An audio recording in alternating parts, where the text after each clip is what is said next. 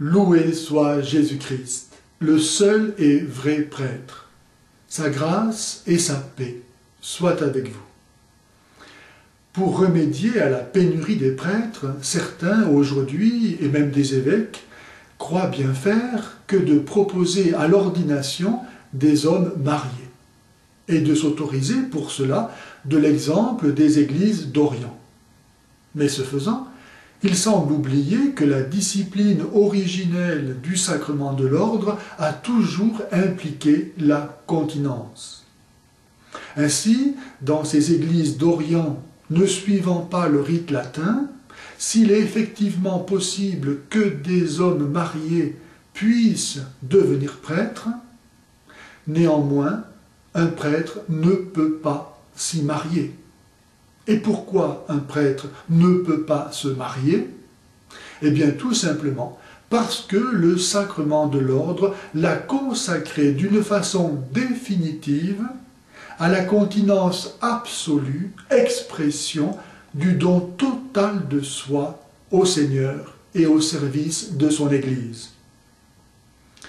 Un autre reliquat de cette discipline originelle du célibat attachée au sacrement de l'ordre est que dans ces églises d'Orient ne peuvent accéder à l'épiscopat que des prêtres célibataires. Soit dit entre parenthèses, c'est parce que ces églises ont perdu la communion avec Rome, même si depuis plusieurs l'ont retrouvée, qu'elles ont aussi perdu le moyen de se garder parfaitement dans la volonté de Dieu. Mais chez nous aussi, nous trouvons trace de cette tradition originelle de la continence attachée au sacrement de l'ordre, non seulement en ce que la règle du célibat est toujours en vigueur, mais encore en ce que lorsqu'un homme marié est ordonné diacre, obligation lui est imposée de ne pas se remarier s'il devient veuf. S'est-on jamais demandé pourquoi un diacre marié, devenu veuf, ne peut pas se remarier? La raison en est, là encore, parce que sa consécration au service de l'autel l'a voué à la continence perpétuelle. Mais où voit-on signifier au futur diacre marié la raison de la promesse qu'il leur est demandé de faire de ne pas se remarier si jamais ils deviennent veufs? Il apparaît ainsi que même dans l'Église latine, la sainte tradition et donc l'intelligence authentique de ce qu'est le service du Seigneur se perd.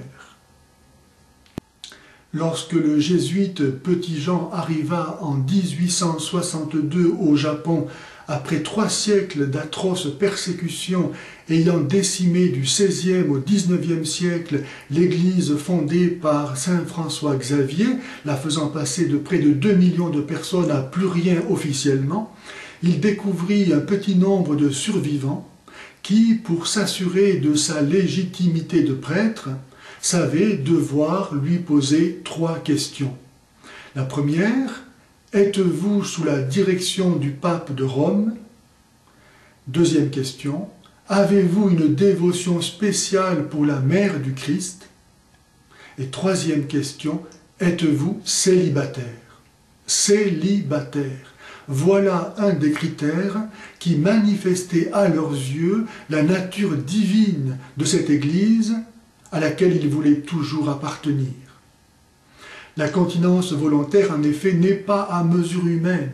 Tous ne comprennent pas ce langage, dit Jésus. Elle est un don de Dieu.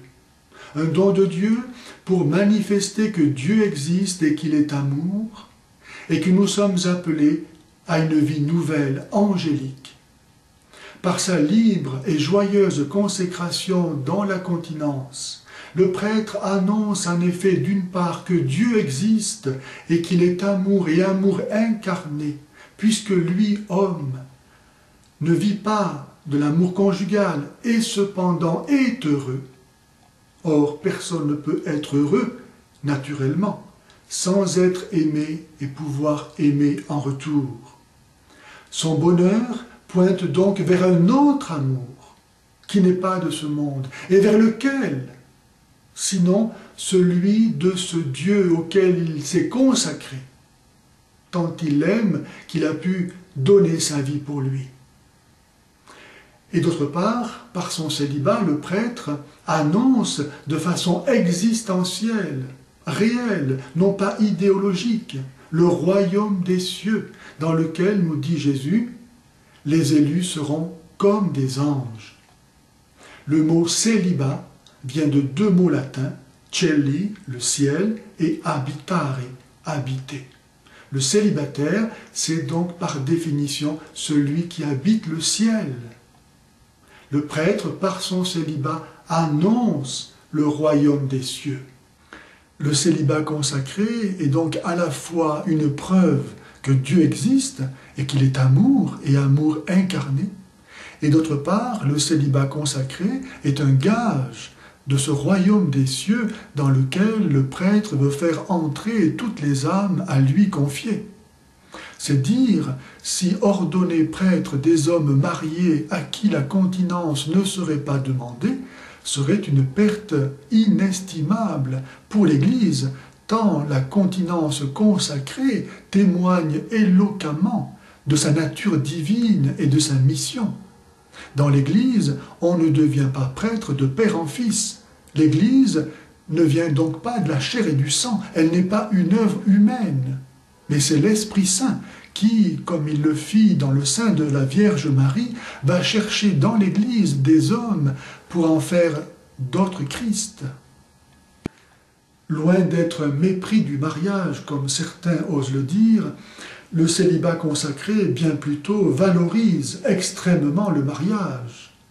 Car qui oserait offrir à Dieu un bien qu'il méprise? De plus, s'il est vrai que sans le mariage, il n'y aurait pas de célibat consacré, sans le célibat consacré, le mariage ne pourrait pas être élevé du niveau de la nécessité, voire de la fatalité, à celui de la liberté. En effet, s'il y a un autre chemin que le mariage pour se sanctifier, alors le mariage devient l'objet d'un choix et de ce fait passe, et alors seulement, au rang de libre vocation. Le célibat consacré n'est pas non plus contre nature, car l'homme ne se définit pas par son instinct sexuel, mais avant tout par sa nature intelligente, qui lui donne la maîtrise sur le monde, mais d'abord et surtout sur lui-même. Toutes ces raisons montrent que le célibat consacré est une preuve de la présence de l'Esprit du Christ, modèle immédiat et idéal souverain du prêtre, lui qui est venu régénérer l'humanité en une forme de vie nouvelle, sublime, divine. La vraie cause du manque de prêtres n'a donc rien à voir avec l'obligation du célibat, comme en témoignent les églises et les communautés où cette obligation n'existe pas et qui connaissent pourtant les mêmes problèmes. La vraie cause du manque de prêtres est due aux prêtres eux-mêmes, qui ne savent plus qu'ils sont d'autres Christ, ayant la mission de sauver les âmes de l'enfer. À quoi bon, en effet, donner sa vie si c'est pour moins que cela?